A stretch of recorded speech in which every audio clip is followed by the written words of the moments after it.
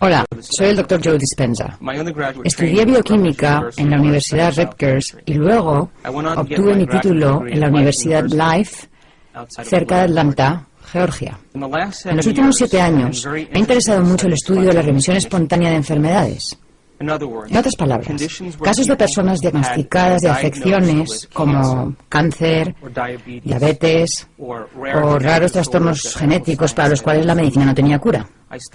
Estudié a gente con trastornos cardiovasculares como taquicardia o arritmia, hipertensión, a gente que tenía elevados niveles de colesterol, enfisema, problemas endocrinos como trastornos tiroideos, y me interesaba saber si existían factores en común entre estas personas.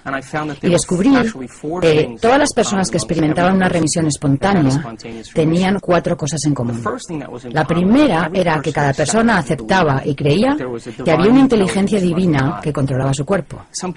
Puede que algunos le llamen inteligencia espiritual y otros digan que es una mente superior o una mente más profunda, pero todos aceptaban que había una inteligencia mucho más grande que ellos. Aunque a esta inteligencia mística la llamamos inteligencia espiritual, en realidad no tiene nada de mística. Es la misma inteligencia que hace que tu corazón lata en este momento. Tu corazón bombea 7,5 litros de sangre por minuto, más de 378 litros de sangre por hora. Late 100.000 veces al día, 40 millones de veces al año y más de 3.000 millones de veces en una vida. Bombea constantemente sin que tengamos que pensar en ello conscientemente. Si consideramos eso, hay un orden, hay una inteligencia que nos da vida, que mantiene el latido de nuestro corazón. Es la misma inteligencia que digiere nuestra comida, que la descompone en gases y nutrientes y la organiza para reparar el cuerpo. Todo ello sucede sin que lo pensemos conscientemente.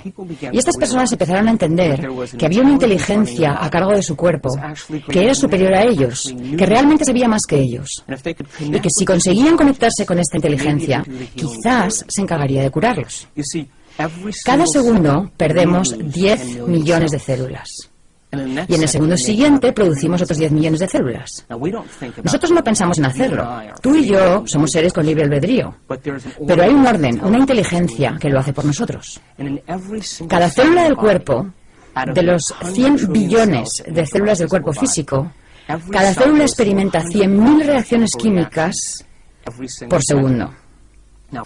Si eso lo multiplicamos por los 10 billones de células, podemos ver que hay cierta inteligencia que nos da constantemente vida. Ahora, lo interesante de esta inteligencia es que tiene una voluntad independiente de nuestra voluntad. Nos da vida constante y sistemáticamente. Su voluntad trasciende nuestra voluntad. Su mente trasciende nuestra mente. Y mantiene un orden en el cuerpo físico. Un ejemplo serían las enzimas activas en el ADN de las células. Hay 3.200 millones de ácidos nucleicos en los genes de una célula. Esta inteligencia envía proteínas a lo largo de los ácidos nucleicos y corrige las mutaciones para que no nos descompongamos. Si pensamos en esto, esta inteligencia nos da vida constantemente. Y estas personas dijeron, cabalgo en la espalda de un gigante. Y si puedo aprender a conectarme con esta inteligencia, ella me sanará. Eso es lo primero que aceptaron todos. Lo segundo fue que todos creían que sus pensamientos, su modo de pensar, su mentalidad a la larga contribuía, de hecho, a su enfermedad. Y dijeron, si mis pensamientos contribuyen a mi enfermedad, tal vez deba cambiar el modo de pensar que tuve estos últimos años. Cada vez que pensamos, fabricamos una sustancia química. Si nuestros pensamientos son buenos o elevados o felices, fabricamos sustancias químicas que nos hacen sentir bien o felices. Y si nuestros pensamientos son negativos o malos o de inseguridad, fabricamos sustancias químicas que nos hacen sentir exactamente como pensamos. Cada sustancia que se libera en el cerebro es literalmente un mensaje que alimenta al cuerpo físico. Y ahora el cuerpo empieza a sentir como piensa. Cuando empezamos a sentir como pensamos, sucede algo asombroso. El cerebro, que está en comunicación constante con el cuerpo, Consulta con el cuerpo y empieza a pensar de la manera en que sentimos, lo que a su vez fabrica más sustancias químicas que nos permiten sentirnos como pensamos y pensar como sentimos. Y quedamos atrapados en el ciclo de pensar y sentir entre el cerebro y el cuerpo.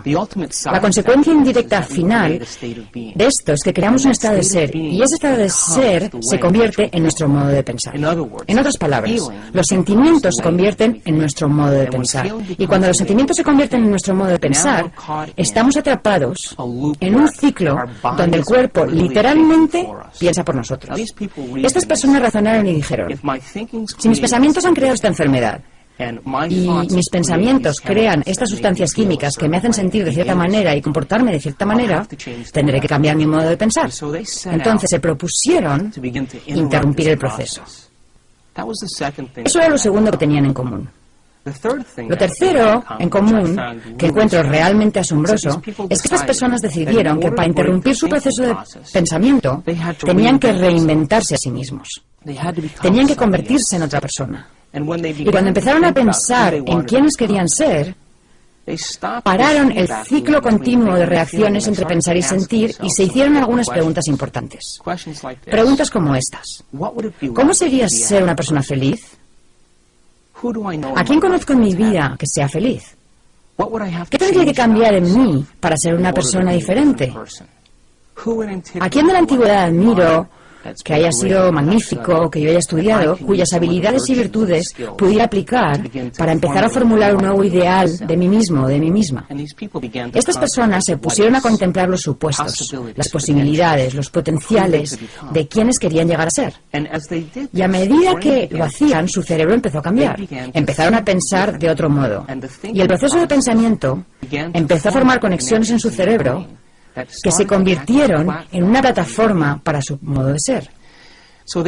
De modo que empezaron a acumular información, empezaron a examinar opciones diferentes al modo de ser que habían sostenido durante los últimos años de su vida. Lo último que tenían en común, la cuarta cosa, es que cuando esas personas se reinventaron a sí mismas, pasaban largos ratos sin tener noción del tiempo y del espacio. En otras palabras, se hallaban tan absortas en lo que estaban pensando, tan sumidas en su metamorfosis, que cuando abrían los ojos, o encendían la luz de la habitación, o se destapaban los ojos, les había parecido 5 minutos, pero había pasado 1 hora y media o 2 horas. Y se habían sumido tanto en lo que pensaban que perdieron la noción del tiempo y del espacio. Perdieron la noción de las reacciones continuas que se dan entre el cuerpo y el cerebro. Perdieron la noción de la respuesta que el cerebro recibe siempre de su entorno. Y perdieron la noción del tiempo. El cerebro procesa unos 400.000 millones de bits de información por segundo. Pero solo somos conscientes de unos 2.000 de esos 400.000 millones. Ahora, esos 2.000 bits de información, donde está presente nuestra conciencia, solo tienen que ver con 3 cosas. Tienen que ver con la respuesta que recibimos del cuerpo, la respuesta del entorno y la respuesta en relación con el tiempo. ¿Sabes? Te duele la espalda, tienes hambre, te duele la cabeza, tienes sed, estás cansado, hace demasiado frío, hace demasiado calor, te agrada el olor del ambiente, ¿cuánto tiempo pasará hasta que suceda la próxima experiencia? Nuestro cerebro y nuestra conciencia están inmersos en esas cosas en particular. Y cuando nuestro cerebro está inmerso en eso, aunque procese 400.000 millones de bits de información, nuestra conciencia está puesta en solo 2.000 de esos 400.000 millones. Y tienen que ver con el cuerpo, el entorno y el tiempo. Estas personas que tuvieron remisiones espontáneas trasladaron su conciencia desde esas cosas en particular hasta esos otros bits de información. Y al hacerlo, como lo estamos empezando a aprender desde una perspectiva científica, en ese momento el cerebro empieza a diseñar circuitos nuevos y nuevas conexiones. Así que este fue el inicio de un estudio muy interesante para mí, porque quería saber, a partir de esos 4 factores, qué sucedía en el cerebro de esas personas que determinaba lo que sucedía en su cuerpo físico. ¿Sería posible que hubiera cambiado su mentalidad y que el cambio de mentalidad tuviera un efecto fisiológico en el cuerpo físico? Algunas de estas personas no eran vegetarianas, no usaban cristales, no ayunaban, no acudían a terapias alternativas, lo único que hicieron fue cambiar su mentalidad. Y al cambiar su mentalidad, se produjeron resultados tangibles en sus vidas. Entonces inicié el proceso de entender cómo el cerebro crea nuevos circuitos y nuevas conexiones. Ahora, quiero hablar un poco acerca de cómo ha progresado la ciencia en los últimos 200 años y lo relacionaré con nuestra comprensión del cerebro. En el siglo XVII vivió un hombre llamado Descartes. Era un científico francés. Un día estaba sentado junto a una fuente y trataba de entender la naturaleza de la realidad. Sentado junto a la fuente dijo: vaya, me cuesta integrar estas dos ideas. Hay un mundo objetivo, un mundo al que él llamó la esfera de la ciencia, donde las cosas se comportan como una máquina. Dijo: la Tierra y todas sus leyes y toda la realidad física se comportan de manera muy física. Y esas características físicas son muy predecibles y muy repetibles. Y dijo: voy a llamar a eso la esfera de la ciencia. Y cualquier cosa que tenga que ver con lo objetivo o lo muy grande, lo puede estudiar la ciencia. Y luego dijo: cualquier cosa que tenga que ver con la mente, o con nuestro mundo subjetivo, o la realidad subjetiva, se lo voy a dejar a la religión, porque la religión lo maneja mejor. Y lo que Descartes estaba diciendo realmente era que quería tener la libertad de poder estudiar la ciencia sin tener que lidiar con esos otros asuntos. Así que la Iglesia empezó a centrarse en todos los principios del mundo subjetivo y la mente. La Iglesia pasó a ser siempre la mente, nunca la materia. La ciencia, siempre la materia, nunca la mente. Las cosas funcionaban realmente bien, porque hasta ese momento la Iglesia, al inmiscuirse en la ciencia, había causado algunos problemas, y la ciencia, al inmiscuirse en la mente, también.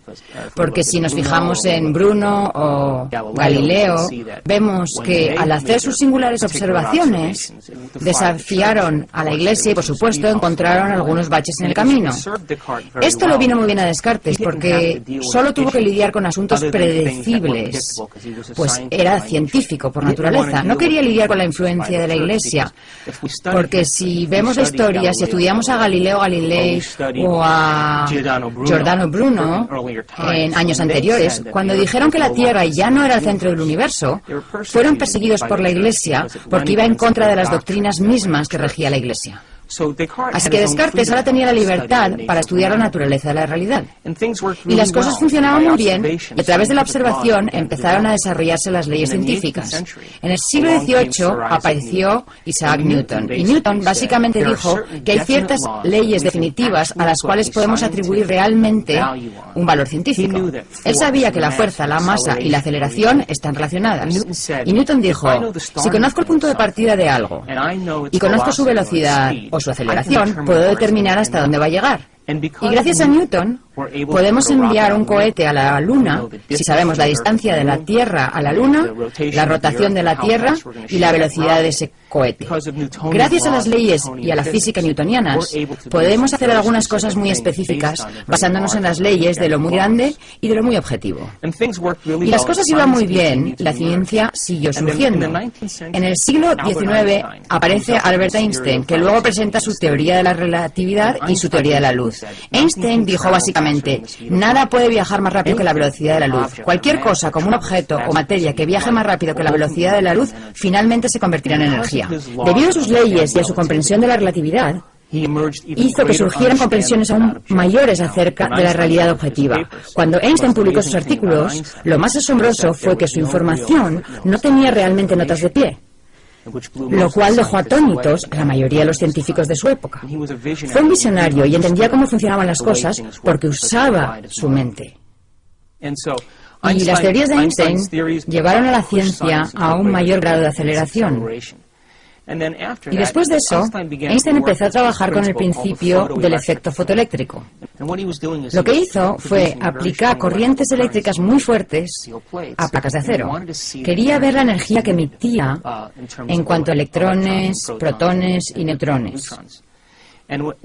Cuando estudió lo que hacían los electrones, vio que en vez de liberar energía de forma muy normal y continua, los electrones liberaban energía y el nivel descendía como si bajara por una escalera, en vez de moverse de manera muy suave y continua.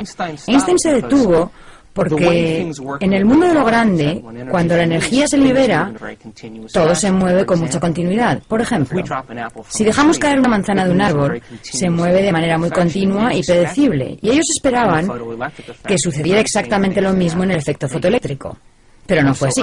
De modo que Einstein empezó a ver que el comportamiento de lo muy diminuto es muy distinto a el de lo muy grande. Entonces hubo una serie de experimentos que se centraron en los electrones y en la posible ubicación de los mismos. Y cuando empezaron a observar los electrones, su naturaleza y su comportamiento, se dieron cuenta de que siempre que observaban o buscaban un electrón aparecía.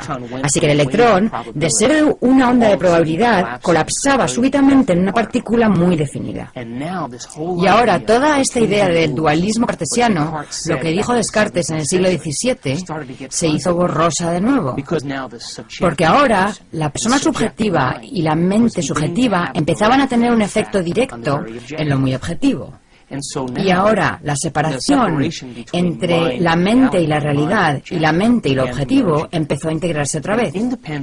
Independientemente de quién observara, ya sea que tuviera un título académico o no, su observación tenía un efecto en el campo cuántico. Y la física cuántica nació como resultado de esto. Y eso quiere decir que todos nosotros, cada persona, al margen de su credo, de su cultura, de su sexo, de su edad o de su raza, cada persona, cuando se le pide que observe algo, tiene un efecto en lo muy diminuto. Todos participamos en la naturaleza de la realidad. Ahora bien, la ciencia puede decir que la física cuántica y el observador que observa la realidad y que tiene un efecto en la realidad solo funcionan para lo muy diminuto. En otras palabras, solo lo muy pequeño responde a nuestra observación. Y tal vez la realidad funcione de manera que si nuestra observación afecta al comportamiento de las partículas subatómicas, quizá podamos encaminar la naturaleza de la realidad basándonos en nuestra propia observación. La mayoría de los físicos cuánticos dirían, no, nuestra observación solo funciona para lo muy pequeño, no para lo muy grande. Mi respuesta es que quizá somos malos observadores, quizá la observación es un arte como cualquier otra cosa, y podemos desarrollar esta idea llamada observación. Hay una parte del cerebro que usamos para prestar atención. Hay una parte del cerebro que usamos para observar. Se llama el lóbulo frontal. El lóbulo frontal es el área suprema del ser humano. Es el último escalón del desarrollo humano. Lo que nos separa de las demás especies del planeta no es el hecho de que nos paremos en dos pies, o que tengamos pulgares oponibles, o que nuestros ojos miren de frente, ni que tengamos el cerebro más grande, ya que los elefantes tienen un cerebro más grande que el nuestro. Tampoco es que tengamos poco vello. Lo que nos separa de las demás de las especies es el tamaño del lóbulo frontal comparado con el resto del cerebro. En los seres humanos, el lóbulo frontal abarca casi un 40% del cerebro. En nuestros ancestros más cercanos, los grandes simios y chimpancés, el lóbulo frontal abarca entre un 17 y un 15%. En los perros, un 7%, y para los que os gustan los gatos, el suyo es un 3,5%. Entonces, lo que nos separa y nos hace grandiosos es nuestro lóbulo frontal comparado con el resto del cerebro. El lóbulo frontal es el ejecutivo. Decide la acción. Determina el comportamiento. Esa parte del cerebro que usamos cuando planeamos o especulamos o cuando inventamos, cuando contemplamos posibilidades. Si tuviéramos que describir al lóbulo frontal con una sola palabra, diríamos intención o propósito. Cuando la intención de la gente coincide con su comportamiento, o cuando su comportamiento coincide con su intención, o cuando sus pensamientos se alinean con la acción, es cuando el lóbulo frontal está en su mejor momento. Una publicación de noviembre de 2004 se anunció que un grupo de científicos de la Universidad de Wisconsin decidió ver si la observación o prestar atención era una habilidad como cualquier otra cosa, y diseñaron un experimento en el que reunieron un grupo de monjes budistas, monjes que habían estado meditando y concentrándose en conceptos como la compasión, el amor y la divinidad durante largos periodos de tiempo. La mayoría de estos monjes había pasado entre 10.000 y 50.000 horas de meditación. Así que esta gente sabía prestar atención. Formaron otro grupo de control con personas que nunca se habían centrado en algo con su mente desde su interior. Y les dijeron a los monjes, ¿entrenarían a esta gente durante una semana para ver si aprenden a desarrollar el arte de la meditación? Entonces, conectaron unos 256 electrodos en todo el cerebro de los monjes para medir qué tipo de actividad se registraba cuando estos monjes prestaban atención, y luego harían lo mismo con el grupo de control. Cuando estos 8 monjes se conectaron a estos escáneres, cuando se concentraron en un concepto como la compasión, cuando se concentraron en una idea dentro de sí mismos, su lóbulo frontal se encendió como nada que hubiesen visto los científicos anteriormente. La actividad del lóbulo frontal era enorme. Al compararlo con el grupo de control, la gente que recién aprendía a concentrar su mente y a prestar atención, su capacidad de mantener fijo ese pensamiento había tenido muy poco efecto en el lóbulo frontal. Los científicos sabían que un área específica en el lado izquierdo del lóbulo frontal es donde experimentamos alegría y felicidad. Y en un monje en particular, el escáner mostraba que la actividad cerebral de su lóbulo frontal era tan grande que los científicos dijeron, debe ser el hombre más feliz del planeta, debido a esa gran actividad. Cuando los científicos empezaron a especular y a ver los efectos de ese experimento, se dieron cuenta de que a lo mejor la observación y la atención es una habilidad. Tal vez, al igual que el tenis o el golf, podemos desarrollar la habilidad de prestar atención.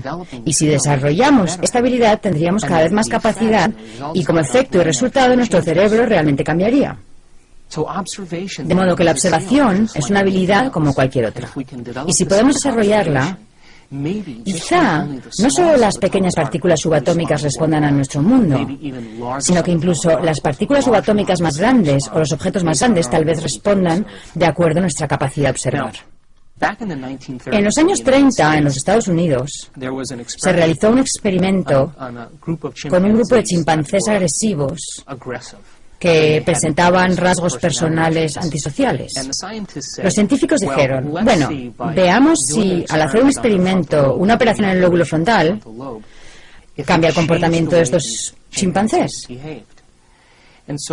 Tomaron un instrumento parecido a un pico para el hielo, lo insertaron en el lóbulo frontal de los chimpancés y empezaron a revolver.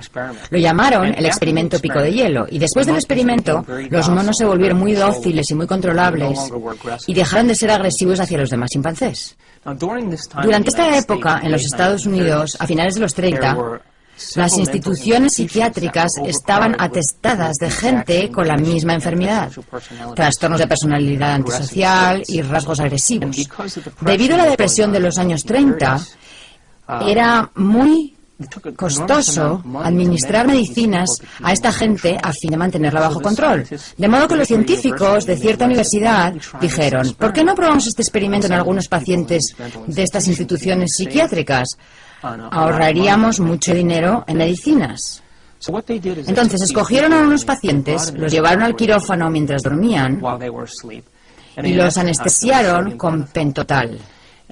Una vez anestesiados, insertaron un bisturí por debajo del párpado y perforaron la parte más blanda del cráneo detrás del globo ocular. Y cuando perforaron el cráneo en ese área, con un bisturí, la rasparon de lado a lado. Se llamó el experimento limpiaparabrisas y, por supuesto, como ya sabemos, eso es una lobotomía. Cuando retiraron el bisturí, suturaron las incisiones y los llevaron a sus habitaciones, y estos sujetos de pronto empezaron a comportarse de otro modo. Notaron cosas muy interesantes en estas personas, que eran el efecto de la lobotomía. Lo primero fue que todas ellas se volvieron perezosas y letárgicas. Lo siguiente fue que carecían de inspiración. Perdieron la iniciativa de hacer cosas. También notaron que tenían un enorme deseo de hacer lo mismo de siempre. En otras palabras, les gustaba escuchar la misma estación de radio, comer la misma comida, usar la misma ropa, y si les alteraban la rutina de alguna manera, se desmoronaban emocionalmente. Así que tenían un deseo tremendo de hacer siempre lo mismo. También se dieron cuenta de que no se podían concentrar en una tarea única. En otras palabras, empezaban algo y se distraían, empezaban otra cosa y se distraían y empezaban otra cosa. Nunca terminaban un ciclo de acción. También se dieron cuenta de que no podían entender el significado de las situaciones, no podían aprender nada nuevo, no podían modificar su conducta. Aprender es modificar nuestra conducta. Así que se atascaban tanto en la rutina de hacer algo una y otra vez insistentemente que nunca modificaban su conducta en ninguna circunstancia.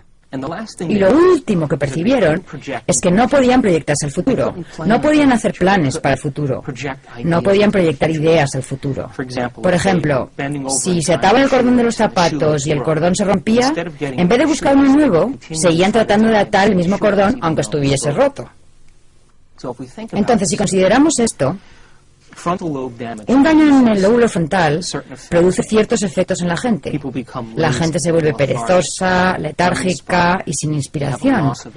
Pierde la iniciativa, tiene un deseo de hacer siempre lo mismo, no hace nada nuevo. No puede proyectarse al futuro, no aprende nada nuevo y se distrae fácilmente. Bueno, esto empieza a parecerse a la mayoría de la gente de nuestra cultura. Y la razón es que no hemos dominado la capacidad de usar el lóbulo frontal apropiadamente.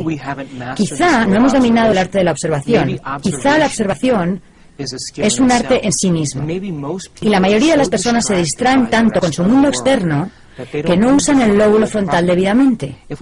Si lo pensamos, todo lo que nos rodea le envía constantemente información al cerebro. Nuestros sentidos nos permiten interpretar la realidad. Nuestros sentidos nos permiten responder a la información del mundo exterior. Mientras creamos que el mundo exterior es más real que el mundo interior, siempre usaremos los mismos circuitos del cerebro para procesar esa información. Cuando aceptamos que el mundo interior afecta al mundo exterior, tenemos que empezar a usar el lóbulo frontal. Científicamente sabemos que es cierto, indudablemente cierto, que el cerebro está influenciado y moldeado por el entorno. Eso lo sabemos específicamente. Sin embargo, la ciencia también está empezando a descubrir que nuestro cerebro está influenciado y moldeado por nuestra capacidad de prestar atención, y que cuando podemos prestar atención y tenemos la capacidad de adquirir conocimiento y de fijar ese conocimiento en nuestro cerebro, empezamos a crear nuevos circuitos. Y cuando somos capaces de hacer nuevos circuitos, empezamos a percibir la realidad de otra manera, según las conexiones establecidas en nuestro cerebro. Veamos un ejemplo. Supongamos que yo tomara un cuadro de Monet, por ejemplo, y lo pusiera sobre una pantalla aquí arriba, y dijera, échale un vistazo a este cuadro de Monet y solo disfruta del cuadro. La mayoría de la gente miraría el cuadro unos minutos, reconocería ciertos objetos en el cuadro y daría por terminado el asunto. Ahora bien, si quitara el cuadro y te dijera, quiero contarte algo acerca de Monet, ¿sabías que pasó 44 años de su vida tratando de entender cómo se unificaba todo el mundo? Le interesaba especialmente el estudio de la luz. Le encantaba la luz de primera hora de la mañana y la luz del atardecer y del anochecer. Él pensaba que la mayor parte de la gente nunca se detenía a prestar atención al efecto que tiene la luz en las flores, en los colores y el entorno. Y se desvivía por pintar con pasteles y colores e iluminar las cosas según la luz de esa hora del día en particular. Y decía cosas como, el puente y la lisina no están separados en realidad, son la misma cosa y solo puedo pintarlos de ese modo. Y al envejecer, contrajo cataratas, y sus cataratas eran muy gruesas. Así que cuando percibía la luz, esa luz que él percibía se difuminaba en sus ojos, y él efectivamente empezó a pintar exactamente lo que veía. Si después de darte esta información volviera a colocar el cuadro y miraras de nuevo a este Monet, seguramente lo percibirías de manera diferente según tu capacidad de prestar atención a los detalles. En realidad, lo que sucedió en un primer momento fue que te dimos conocimiento de información que tu cerebro descartó, y tú mirabas el cuadro basándote en las conexiones que se forman en tu cerebro a partir de lo que sabías. En cuanto le damos al cerebro información nueva y el cerebro puede prestar atención a esa información por medio del lóbulo frontal, empezamos a ver cosas que ya existían, pero que las hemos dejado fuera de la ecuación. Otro ejemplo, un conocedor de vinos. Si un conocedor de vinos agita y saborea el vino, él o ella tiene los circuitos en su cerebro que le permiten apreciar las sutilezas.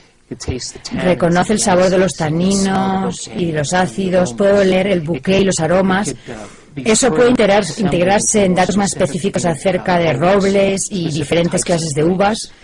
Y puesto que su cerebro ha sido educado y él ha establecido circuitos y porque ha puesto atención en percibir las diferencias en la realidad llamada catar el vino, es capaz de percibir las sutilezas. Ahora bien, para la persona que no tiene los circuitos instalados de esa experiencia en particular y que no tiene las conexiones en su cerebro que le permitan saber qué buscar, ese vino sabrá como cualquier otro vino. Y así es como funciona la realidad. Percibimos la realidad según la estructura de las conexiones del cerebro. Los científicos han hecho ciertos experimentos para comprobar si esto es realmente cierto y llegaron a la conclusión de que sí que lo es. Convocaron a un grupo de personas y les preguntaron si querían participar en un experimento en el cual tendrían que usar gafas durante 2 semanas. Ahora bien, estas gafas no eran comunes y corrientes. Estaban divididas a la mitad. Y al mirar a la izquierda, se veía azul y al mirar a la derecha, amarillo. Así que las lentes estaban separadas de manera que un lado era azul y el otro amarillo. Y les dijeron, queremos que uséis estas gafas para todo lo que hagáis durante el día. Usadlas cuando llevéis a vuestros niños a la escuela, cuando vayáis a trabajar, usadlas para todas vuestras actividades habituales. Y usadlas durante 2 semanas.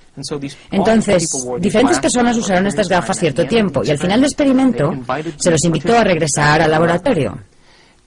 Cuando los participantes llegaron al laboratorio se les dijo, lo que queremos ahora es que miréis este trozo de papel. Era una hoja de papel blanco. Y les preguntaron, ¿qué color veis cuando miráis este papel? Cada una de las personas que participó en el experimento dijo, es una hoja de papel blanco. Bien, les dijeron, mirad a la izquierda. ¿Veis un trozo de papel azul allí? No, respondieron.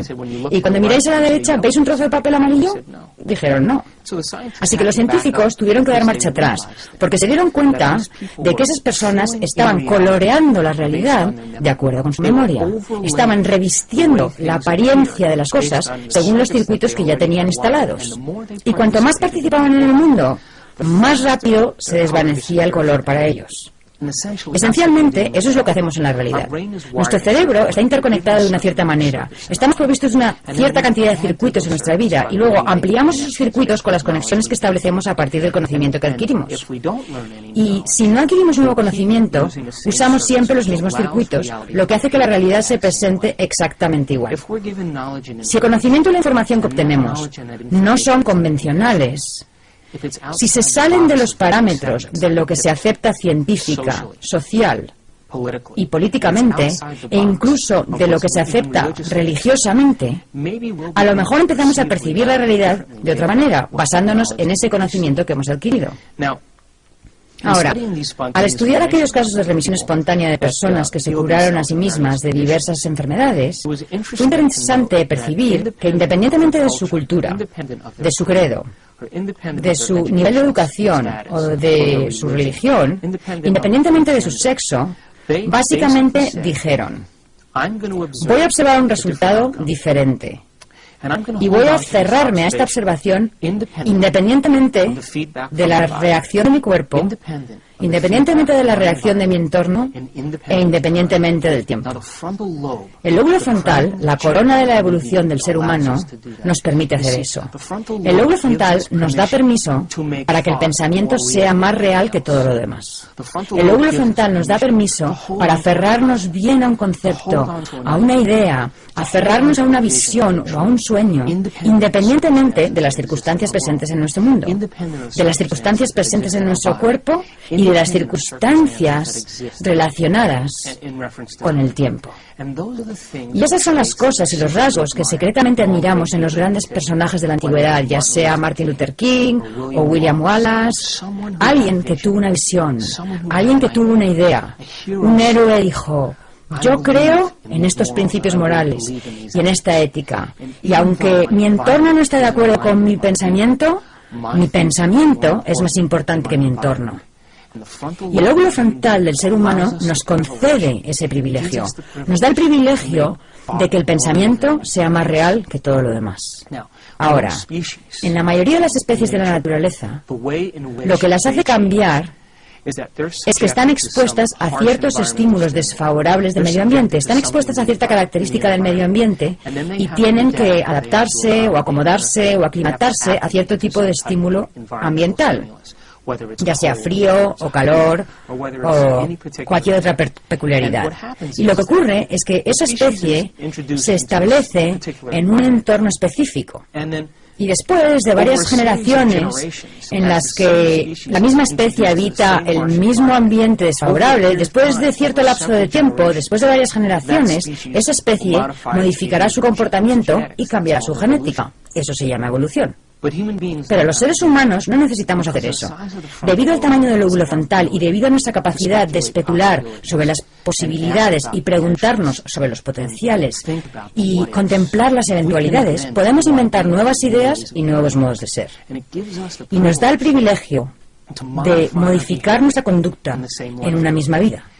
Y nos da el privilegio de cambiar nuestros actos en una semana. Podemos modificar nuestro modo de actuar en un solo día y podemos cambiar en un momento. Lo único que necesitamos dominar es este arte que se llama observación. Cuando empezamos a usar el cerebro adecuadamente, cuando prestamos atención a un concepto o a una idea, ocurre algo asombroso en el cerebro. El lóbulo frontal baja el volumen de los estímulos externos, baja el volumen del cuerpo y del ciclo continuo de reacciones que va del cuerpo al cerebro, baja el volumen de la respuesta del medio ambiente. No sabes si hace calor o frío, no sabes si está oscuro o si hay luz. Tu cerebro se convierte en el amplificador del pensamiento y baja el volumen del tiempo. En otras palabras, mientras mantengamos un concepto fijo en el lóbulo frontal, perderemos la noción del tiempo y del espacio. Ahora, la ciencia empieza a entender que nuestra forma de crear circuitos en el cerebro, nuestra forma de establecer conexiones en el cerebro, además de permitir que el entorno moldee y dé forma a nuestro cerebro, podemos moldear y dar forma a nuestro cerebro prestando atención. Y si podemos mantener fija una idea, empezamos a establecer conexiones en nuestro cerebro. Al establecer esas conexiones en nuestro cerebro, dejamos huellas o marcas neurológicas de esos conceptos en los tejidos. Y esas huellas, entonces, funcionan como la base de nuestro modo de comportarnos y de actuar. El lóbulo frontal, entonces, la cúspide del desarrollo del ser humano, permite que el pensamiento sea más real que todo lo demás. Y cuando empezamos a formar ideas y a formar conceptos y ponemos toda nuestra atención en ese concepto, el lóbulo frontal baja el volumen de todos los estímulos externos. Y lo único que se vuelve real es el pensamiento mismo. Cuando eso sucede, se produce un cambio físico en el cerebro. El cerebro toma esa imagen holográfica que mantenemos fija en el lóbulo frontal y crea un patrón de conexiones que se asocian con ese concepto o idea. Así que cuando aprendemos algo nuevo, creamos conexiones en nuestro cerebro. Creamos nuevas conexiones en el cerebro. Cuando memorizamos esas cosas o cuando las recordamos, reforzamos esas conexiones o las mantenemos. La memoria es mantener conexiones. El aprendizaje es formar esas conexiones. Entonces podemos aprender del entorno, podemos aprender de nuestras experiencias sensoriales. Pero entonces no seremos más que lo que nuestro entorno le dicta a nuestra experiencia. Pero si adquirimos conocimiento o información poco convencional, física cuántica, que el observador interviene en la naturaleza de la realidad y que nuestros pensamientos realmente cuentan, desde las partículas subatómicas hasta lo de gran tamaño. Tal vez nuestra observación, nuestra capacidad de prestar atención, empezará a formar nuevas conexiones en nuestro cerebro que nos permitirán percibir las cosas exactamente como son. Y tal vez, debido a que nuestro cerebro procesa miles de millones de bits de información por segundo, pero solo somos conscientes de esos bits de información relacionados relacionados con el cuerpo, el medio ambiente y el tiempo, somos capaces de crear nuevas conexiones y adquirir nuevo conocimiento. Empezaremos a ver aquello que siempre ha existido, pero que habíamos descartado de la ecuación, justamente como las personas que hicieron el experimento de las gafas. Me gustaría hablar de cómo aprende el cerebro y de cómo se forman esas conexiones. Sabemos desde una perspectiva científica que las neuronas, las células nerviosas del cerebro, cada vez que se conectan, intercambian información. Cuando se conectan e intercambian información, ese punto de conexión es una comprensión adquirida relacionada con un concepto. Como dije, cuando recordamos algo, activamos esas conexiones y les damos vida. Ahora bien, tenemos una cantidad enorme de conexiones en nuestro cerebro, infinitas conexiones, alrededor de billones y billones de conexiones. Y cada punto en el que esas neuronas se conectan e intercambian información traza un mapa, un patrón o una secuencia que refleja cierta idea, algo que hemos aprendido, un rasgo, un comportamiento, un talento, una tendencia e incluso un sentimiento. Y todas esas conexiones son la suma total de lo que somos como individuos. Todas las personas son diferentes, pues han tenido experiencias diferentes en su vida, han adquirido un conocimiento diferente y están provistos de cierta cantidad de conexiones genéticas. Y eso básicamente constituye nuestro punto de partida como individuos. La mayoría de las personas en determinado punto de sus vidas dependen de esos circuitos establecidos y nunca aprenden nada nuevo. Dejan que los sentimientos se conviertan en su forma de pensar, dejan de aprender y comienzan a sentir. Y cuando llegamos al punto donde dejamos de aprender y empezamos a sentir, es entonces cuando vivimos nuestras propensiones genéticas, es entonces cuando vivimos el futuro predeterminado genéticamente que existe para nosotros como individuos. Cuando adquirimos nuevo conocimiento, el cerebro empieza a reestructurarse, empieza a disparar nuevas secuencias y nuevos patrones, con nuevas conexiones. Y si podemos mantener estas conexiones durante un largo periodo de tiempo, podemos modificar y cambiar nuestro comportamiento. Y lo que ocurrió con las personas que tuvieron remisiones espontáneas es que adquirieron conocimiento y aplicaron ese conocimiento al plantearse posibilidades. Y comprendieron que si conseguían conectarse con esa inteligencia, que hacía latir su corazón y digería sus alimentos, si lograban susurrar al oído del gigante que controlaba su cuerpo físico, que sabía crear células, que sabía organizar el ADN, si conseguían igualar su voluntad a la suya, si conseguían igualar su mente a la suya, si conseguían igualar su amor por la vida al de esa inteligencia, ya que era eso lo que continuamente les daba vida. Pensaron que entonces el hecho de cambiar sus pensamientos enviaría una nueva señal a sus células y que establecer nuevas conexiones en su cerebro causaría finalmente un nuevo efecto fisiológico en su cuerpo. Así que el proceso de reinventarse significaba reorganizar esos circuitos hacia un ideal más extraordinario de sí mismos. El cerebro aprende de dos maneras distintas. El aprendizaje está dividido en dos áreas diferentes. Cuando aprendemos algo y lo memorizamos, hay un área en particular llamada aprendizaje explícito. Otro nombre que se le da al aprendizaje explícito es el aprendizaje declarativo o memoria declarativa. La memoria declarativa son cosas que podemos declarar. Uno de los aspectos de la memoria declarativa es el conocimiento, la información, la filosofía. Por ejemplo, cuando adquirimos nueva información, nuevo conocimiento, datos intelectuales, filosofía, cada vez que hacemos eso, el cerebro crea determinado tipo de circuitos. El segundo tipo de memoria declarativa se llama experiencia. Las experiencias, por lo tanto, son cosas que podemos declarar. Puedo declarar que yo soy un hombre, puedo declarar que sé dónde estaba el 11 de septiembre, puedo declarar que me gustan las manzanas, porque he vivido esas experiencias.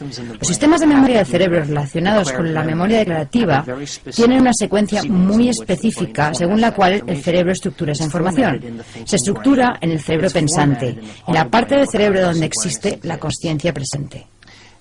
Y esa secuencia de conocimiento y de experiencia en particular permite que el cerebro funcione en la realidad. Podemos manejarnos en el mundo exterior debido a que usamos conscientemente la memoria declarativa para tomar decisiones. Usamos conscientemente la memoria declarativa para proyectar el futuro. La usamos conscientemente para desempeñarnos en nuestro mundo, para tomar decisiones todos los días. Ese sistema de memoria permanece intacto para que podamos desenvolvernos en nuestro mundo. El segundo sistema de memoria se llama memoria implícita. Los sistemas de memoria implícita son muy poderosos, pues los recuerdos implícitos son cosas que no podemos declarar. Se llama memoria no declarativa. Los recuerdos no declarativos son cosas tales como habilidades, hábitos, condicionamientos, rasgos, tendencias e incluso comportamientos. Esos rasgos y comportamientos los hemos practicado y ejercido tantas veces que ya no necesitamos pensar en ellos. Se llaman recuerdos de procedimiento y tenemos cientos de esos recuerdos estructurados en el cerebro. Esos recuerdos de procedimiento son cosas como maniobrar la palanca de cambios de nuestro coche. Cuando usamos la palanca de cambios lo hemos hecho tantas veces que ya no tenemos que pensar en ello. Está fijado neurológicamente como un circuito completo. Lavarnos los dientes, maquillarnos, escribir a máquina, caminar, todos esos son recuerdos de procedimiento o no declarativos. El cerebro procesa esa información de un modo diferente, porque va más allá de nuestros pensamientos conscientes, va más allá de nuestra memoria consciente. Está fija en nosotros de manera que ni siquiera tengamos que declararla. Por ejemplo, cuando no puedes recordar un número de teléfono conscientemente en tu sistema explícito, puedes agarrar el teléfono, mirar los números y tus dedos se moverán y recordarás el número. Eso es un recuerdo implícito, porque tu cuerpo lo ha hecho tantas veces que lo recuerda tan bien como tu cerebro. Ahora bien, los recuerdos implícitos son el momento en que fijamos neurológicamente en nuestro comportamiento. La memoria implícita se da cuando realmente somos eso. La memoria implícita se da cuando hemos cambiado por completo. Entonces, si creamos conexiones en el cerebro cuando adquirimos conocimiento, adquirir conocimiento es establecer nuevos circuitos. Eso es filosofía. El cerebro cambia a consecuencia de eso. Pero no hay mayores cambios en cuanto al envío de señales al cuerpo, de nueva información al cuerpo. Es una información intelectual. Cuando vivimos una nueva experiencia, cuando personalizamos ese conocimiento, cuando personalizamos o aplicamos ese conocimiento, podemos generar una experiencia nueva. Y esa nueva experiencia, entonces, nos permite estructurar y cambiar nuestro comportamiento. Por lo tanto, el conocimiento aplicado crea una nueva experiencia. Esa experiencia crea un cierto número de circuitos en el cerebro que amplía el conocimiento que hemos adquirido. Y entonces podemos declarar que hemos vivido una nueva experiencia. Así que el conocimiento es pensar. Es nuestro cerebro pensante. Cuando adquirimos un conocimiento, aprendemos a pensar a partir de ese conocimiento. La experiencia requiere que el conocimiento se aplique, y eso se llama acción. Ese es el lado activo del aprendizaje del cerebro. Podemos tener una experiencia basada en el conocimiento que hemos adquirido. Podemos aplicar ese conocimiento y tener una experiencia nueva. Pero eso no basta.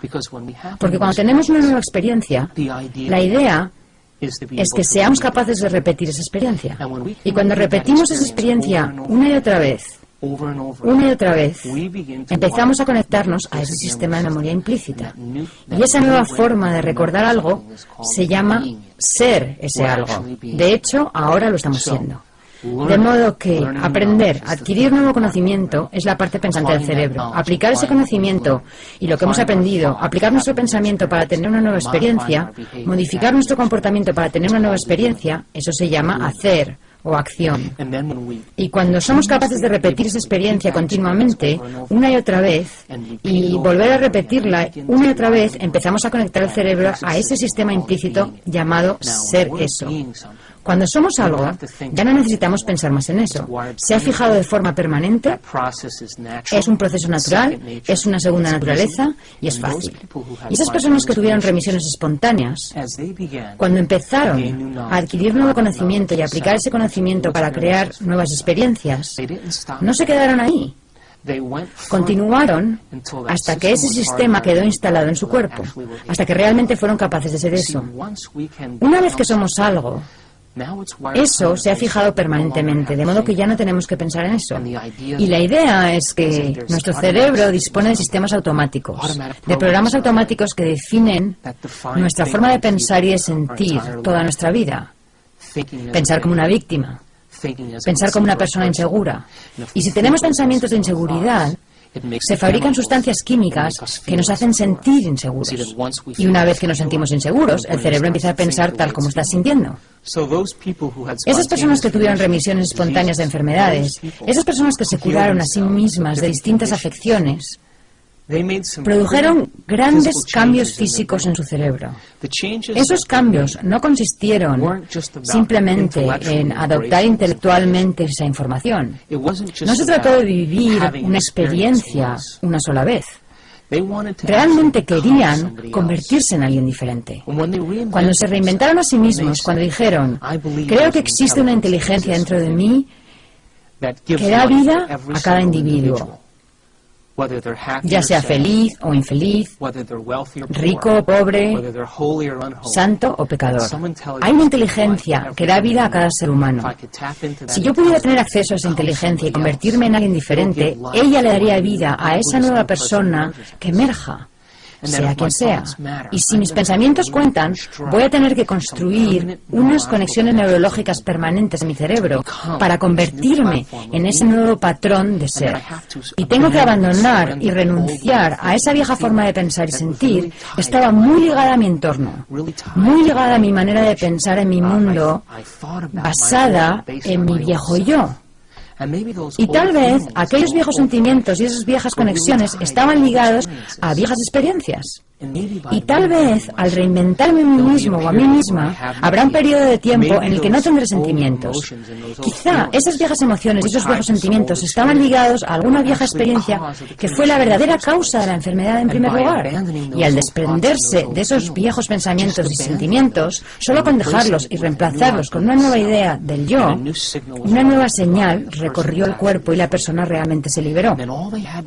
Y lo único que tuvo que hacer fue separarse de la gente, de las cosas y de las distracciones del entorno, del tiempo, de los episodios, sucesos, y dejar que el pensamiento fuera más real que todo lo demás. En el proceso de ensayar, en el proceso de pensar en quién querían convertirse, en el proceso de pensar en eso una y otra vez, hicieron que esos circuitos se volvieran más permanentes. Comenzaron a crear un nuevo individuo, a emerger como un nuevo ser. Y como resultado de eso, de ese proceso, donde desarrollaron la capacidad de prestar atención, desarrollaron la capacidad de llevar su mente lejos de su cuerpo, de llevar su mente lejos del entorno. Incluso llevaron su mente lejos de la referencia del tiempo. Y cuando hicieron eso, es posible que abrieran la puerta del campo cuántico. Tal vez estaban entrando en un nuevo nivel mental, y cuando eso sucede, cuando podemos hacer que el pensamiento sea más real que todo lo demás, el cerebro empieza a estructurar esos patrones y conexiones que son iguales a lo que somos y en quienes nos estamos convirtiendo. Así que las remisiones espontáneas que tuvieron estas personas tal vez no hayan sido un milagro en absoluto. Tal vez ellos solo se convirtieron en alguien diferente y tal vez creyeron que esta inteligencia los respaldaría y le daría vida a quien sea que ellos fueran. Y tal vez esta inteligencia era más lista y más brillante que ellos y tenía más voluntad que ellos e intervino y les reorganizó el cuerpo. Y lo único que tuvieron que hacer fue convertirse en alguien diferente. Y cuando así lo hicieron, esa inteligencia les dio vida, y su vida cambió, y su salud cambió, y su futuro cambió. Tal vez esas personas que tuvieron remisiones espontáneas renunciaron a los sentimientos y a las emociones que estaban ligadas al pasado. Y en el proceso de convertirse en alguien nuevo, en ese proceso de reinventarse, donde crearon nuevos circuitos con los que operar, abandonaron su pasado y su asociación al pasado y a todos los sentimientos y las emociones que lo acompañaban.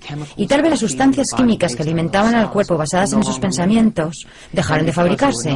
Y debido a que ya no se fabricaban, la señal enviada al cuerpo era una nueva señal. Y esa nueva señal enviada al cuerpo no tenía ninguna relación con su asociación a esas actitudes del pasado, a esos pensamientos y a esos sentimientos del pasado, sino que ahora la persona tenía una idea de su futuro, una idea de algo a lo que aspirar. Y entonces, en cuanto empezaron a producir esos cambios, ya no enviaban la misma señal al cuerpo, sino que enviaban una señal nueva basada en lo que eran ahora. De modo que, si consideramos esto, entonces toda la idea de la separación entre mente y materia, la separación entre Lo objetivo y lo subjetivo puede que empiece a integrarse realmente cuando apliquemos todos estos principios. Tal vez la mecánica cuántica nos permita decir que nuestra observación cuenta. Y tal vez el lóbulo frontal, la corona de la evolución del ser humano, nos permita modificar nuestro comportamiento en una sola vida y crear nuevos circuitos y nuevas conexiones que nos proporcionarán un nuevo territorio de ser. Y esta fusión, que será ahora entre mente y materia, básicamente dice esto: mi pensamiento cuenta. Y porque mi pensamiento cuenta, debería tener un efecto directo sobre lo que está más cerca de mí, mi cuerpo físico. Y si podemos integrar esas ideas, hemos dado la vuelta completa y comprendido que no existe la separación, que la mente realmente da vida a la materia y que es nuestra mente como individuos la que puede unirse a una mente mayor. Y al unirnos a la mente mayor, estamos ejercitando el arte de la observación. Ponemos nuestra atención lejos de nuestro cuerpo, ponemos nuestra atención lejos de nuestro entorno y nos olvidamos del tiempo. Y cuando hacemos esto, ahora, la mente pura tiene un efecto directo sobre el cuerpo físico y sobre la naturaleza de la realidad, y afecta directamente a la materia. Y cuando llevamos a cabo esas ideas y las aplicamos en nuestra vida, nos convertimos en los científicos que evaluamos nuestra propia observación. Y tal vez ese sea el entendimiento inicial, el primer entendimiento de lo que significa tener un cerebro inmortal. Aprender, recordar y experimentar es nuestro don como seres humanos. Este proceso nos cambia para siempre. Dejar de aprender es dejar de cambiar. Cuando podamos demostrar lo que hemos aprendido, el universo jamás nos abandonará. Nuestro cambio es nuestra evolución.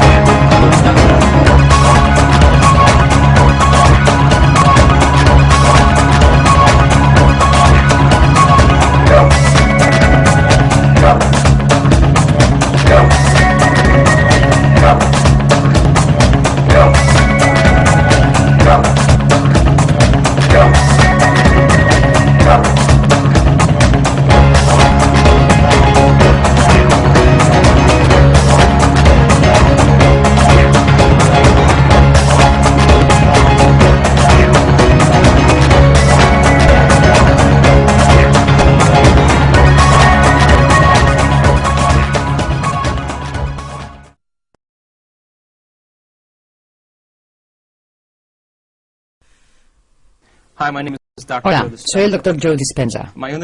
Estudié bioquímica en la Universidad Rutgers y luego obtuve mi título en la Universidad Life, cerca de Atlanta, Georgia. En los últimos 7 años me ha interesado mucho el estudio de la remisión espontánea de enfermedades.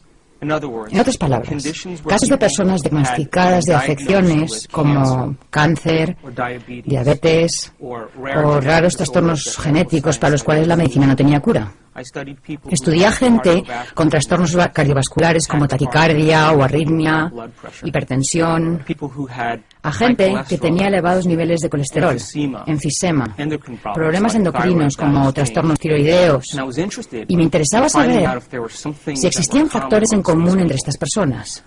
Y descubrí que todas las personas que experimentaban una remisión espontánea tenían 4 cosas en común. La primera era que cada persona aceptaba y creía creía que había una inteligencia divina que controlaba su cuerpo. Puede que algunos le llamen inteligencia espiritual y otros digan que es una mente superior o una mente más profunda, pero todos aceptaban que había una inteligencia mucho más grande que ellos. Aunque a esta inteligencia mística la llamamos inteligencia espiritual, en realidad no tiene nada de mística. Es la misma inteligencia que hace que tu corazón lata en este momento. Tu corazón bombea 7,5 litros de sangre por minuto, más de 378 litros de sangre por hora. Late 100.000 veces al día, 40 millones de veces al año y más de 3.000 millones de veces en una vida. Bombea constantemente sin que tengamos que pensar en ello constantemente.